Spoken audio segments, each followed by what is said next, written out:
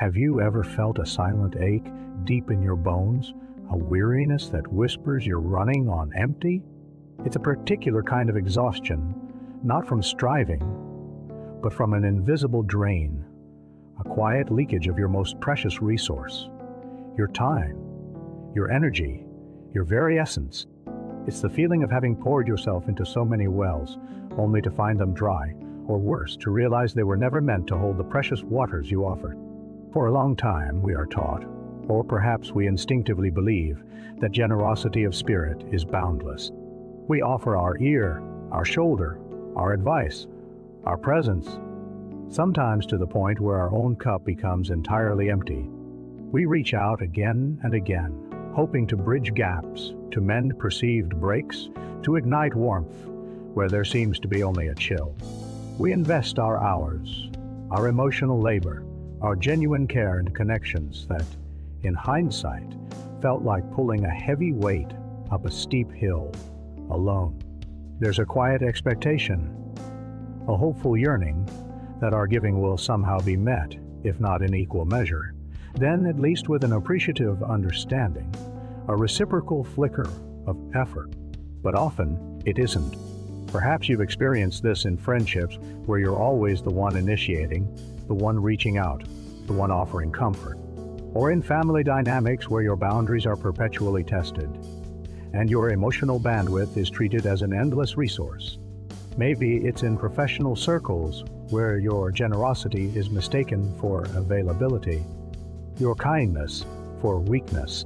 You might find yourself constantly explaining, defending, or justifying your feelings, only to be met with a blank stare, a dismissive wave, or a change of subject. The air in these interactions can feel heavy, suffocating, leaving you not energized, but diminished. Doesn't it make you wonder quietly what exactly you are doing here?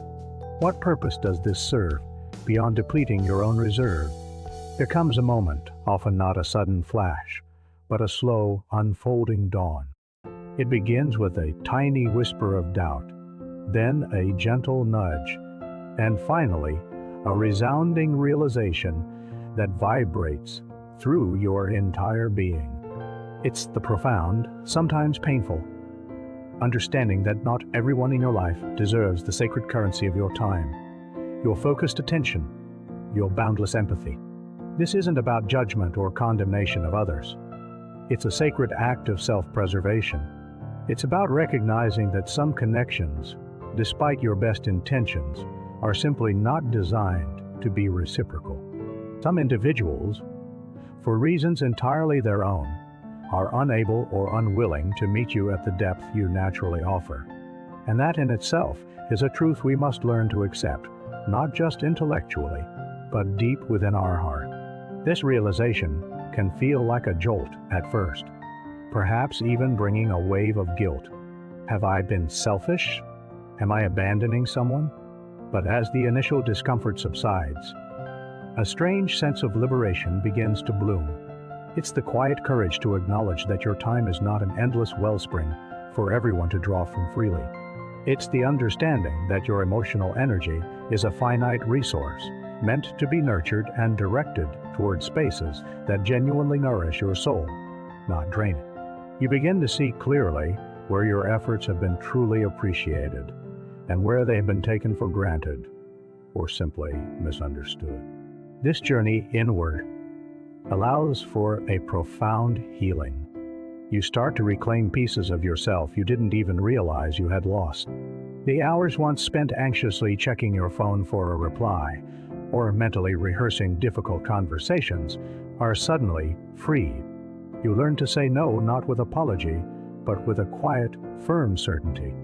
You begin to understand that protecting your peace is not a luxury, but a fundamental necessity for your well-being. The discomfort of setting boundaries slowly transforms into the quiet joy of having them. You start to listen more intently to your inner wisdom, that gentle compass that points towards genuine connection and away from energy sinks. And so, you arrive at a place of quiet acceptance. You understand that letting go of connections that no longer serve your highest good is not a failure, but a natural evolution. It's like pruning a garden. Some branches must be carefully trimmed away so that the rest can flourish with renewed vitality. You learn to cherish the profound beauty of those relationships where the exchange feels natural, effortless, and truly nourishing. You find peace in the discernment, in the conscious choice of who to invite into your inner world and to what extent. This isn't about closing off your heart, but about protecting its precious space.